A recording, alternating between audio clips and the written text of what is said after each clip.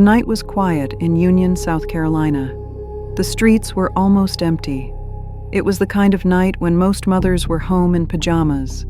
Children should have been asleep with stuffed animals and nightlights. Now picture this. You buckle your 2 children into their car seats. You shut the door. You walk away from the car. Think of handing someone your favorite necklace to keep safe. You believe they will lock it in a drawer. You do not expect them to drop it in a lake. That gap between what you expect and what they do is the heart of this story. This is the case of Susan Smith. She had 2 little boys, her oldest son Michael and his younger brother Alex. One night, those boys were strapped into the back of her Mazda Protege. Susan rolled that car down a boat ramp at John D. Long Lake. The car slipped under the water. Her sons were trapped inside. They drowned in the dark. Very quickly after, Susan gave the world a different story. She ran to the police. She said a black man in a dark hoodie had carjacked her. She said it happened suddenly at a traffic light. She said he pushed her out of the car and drove away with her children. In one moment, she killed her sons. In the next moment, she lit a match under her town. She blamed a man who did not exist. She made him black. She made him armed. She made him the monster. Union was a small southern town. People watched local news. Susan's story exploded across every screen. Her face filled the news. She sobbed on camera.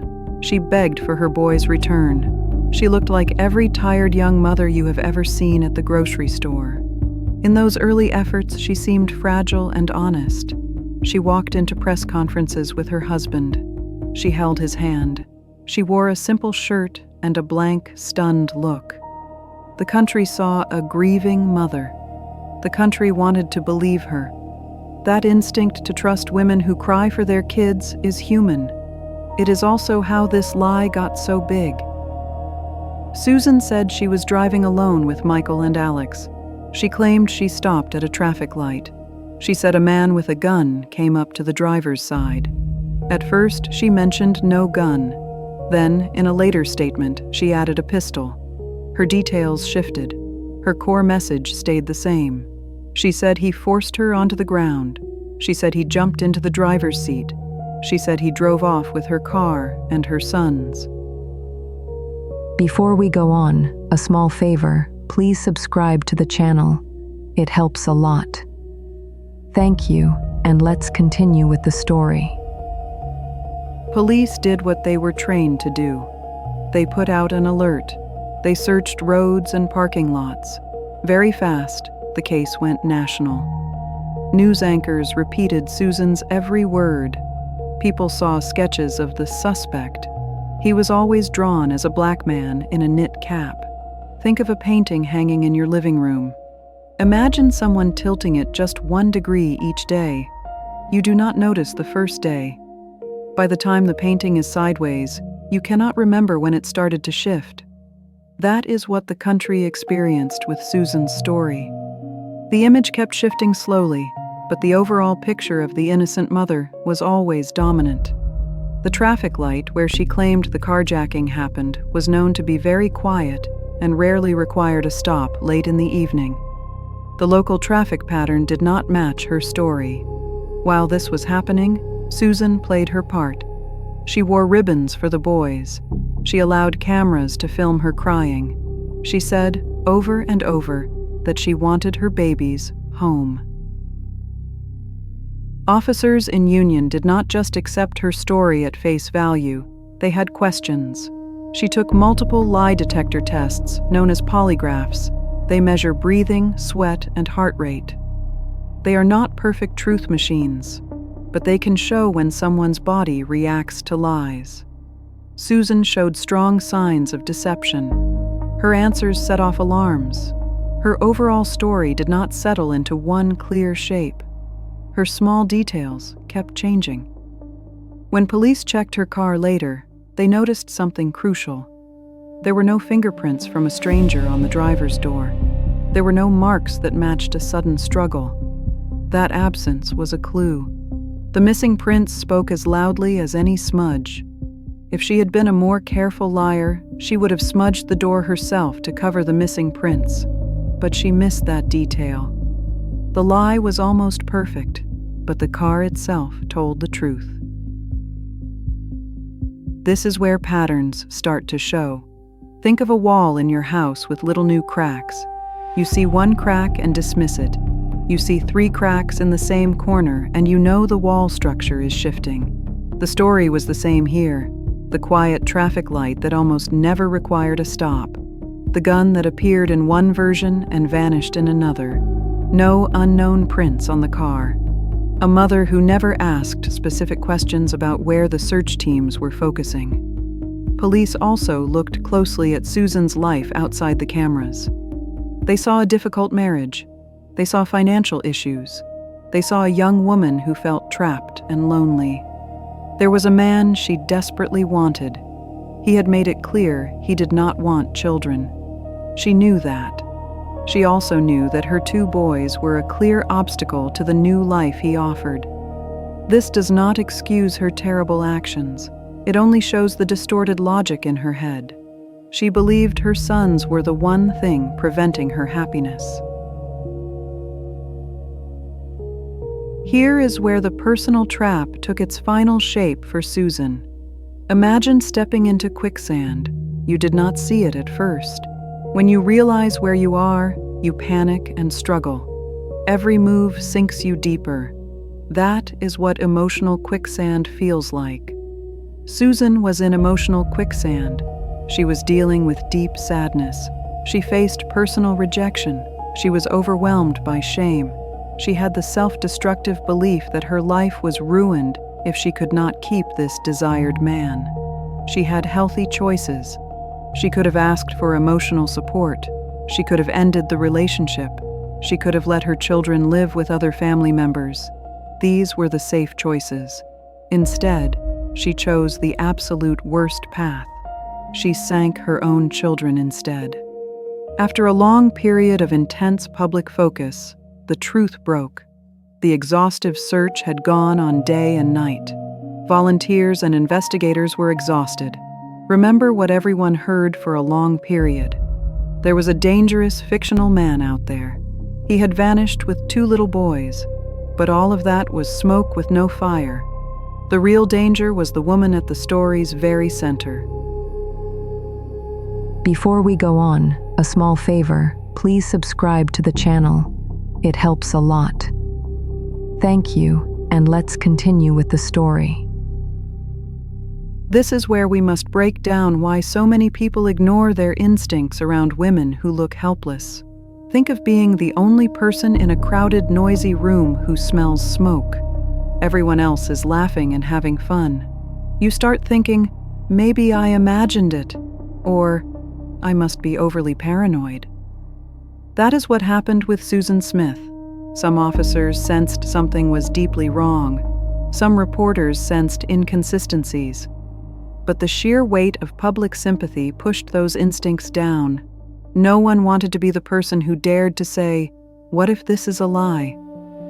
Society prefers a certain picture: a white mother crying for her children, a stranger, specifically a black stranger, painted as a violent threat.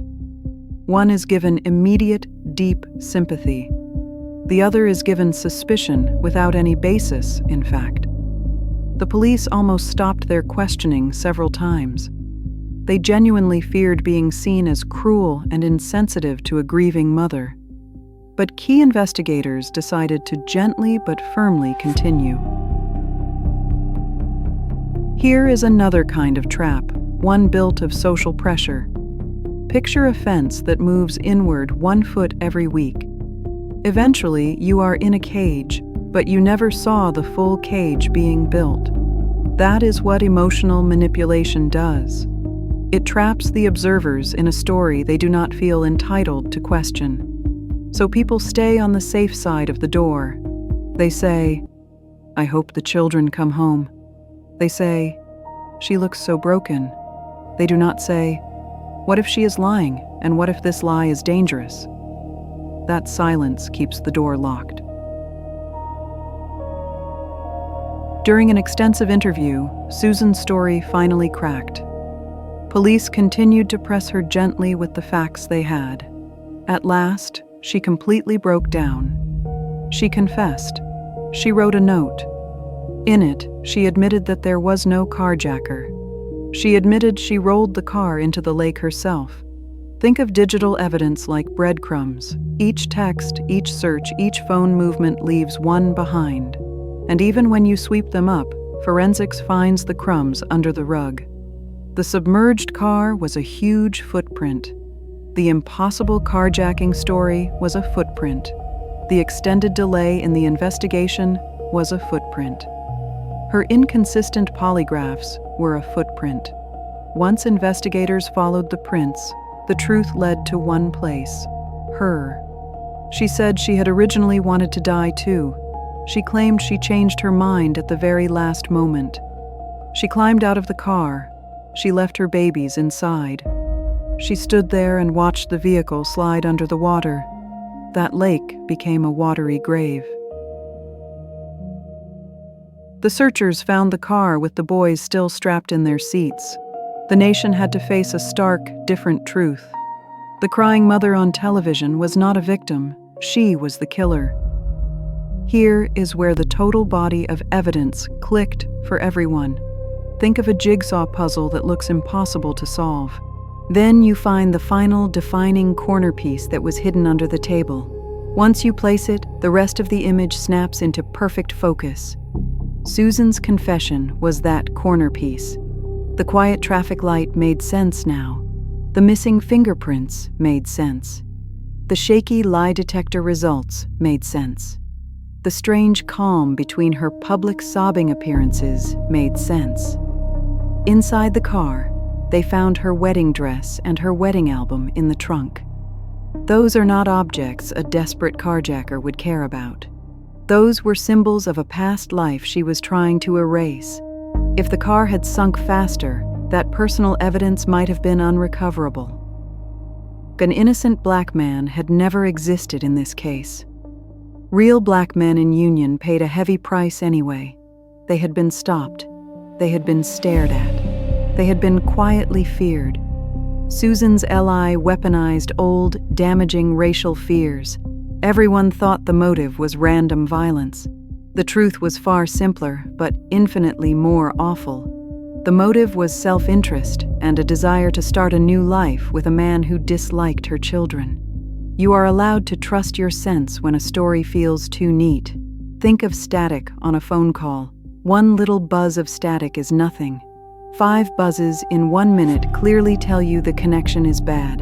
In this case, the static was constant. The traffic light that almost never required a stop. The missing fingerprints. The shifting gun detail. The way Susan's emotional state seemed to turn on and off like a switch. If you spotted those inconsistencies, you were seeing the facts. You were also seeing how perceived weakness can be used as a camouflage. In court, Susan Smith's defense spoke about her mental health. They talked about her history of sadness. They talked about her personal pain. These details can help us understand her state of mind. They do not, however, excuse or negate what she did. The jury chose not to sentence her to death. Susan was given life in prison. She became eligible to seek parole after serving a long sentence. Each time that opportunity approaches, old pain comes back for the family. She is still incarcerated today. One question was never fully explained. Police never learned why she walked back to the water's edge after first fleeing.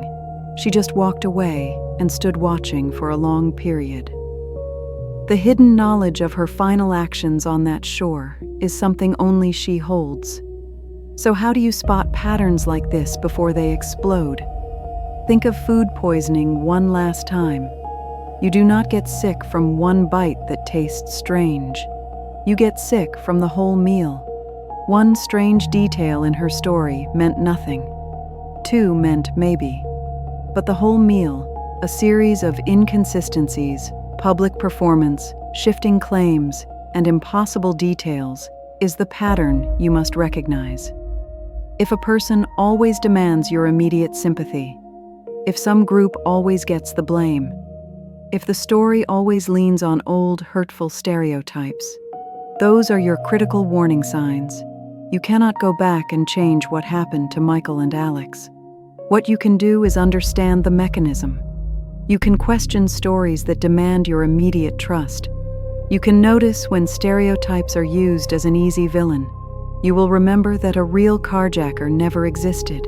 You will remember that the danger was much closer than the news reports led everyone to believe. You will remember that your instincts are not crazy. They are crucial data. When a story asks you to choose a villain very quickly, you will pause. You will ask, who gains power if I believe this? You will ask, who is unfairly hurt if this is wrong?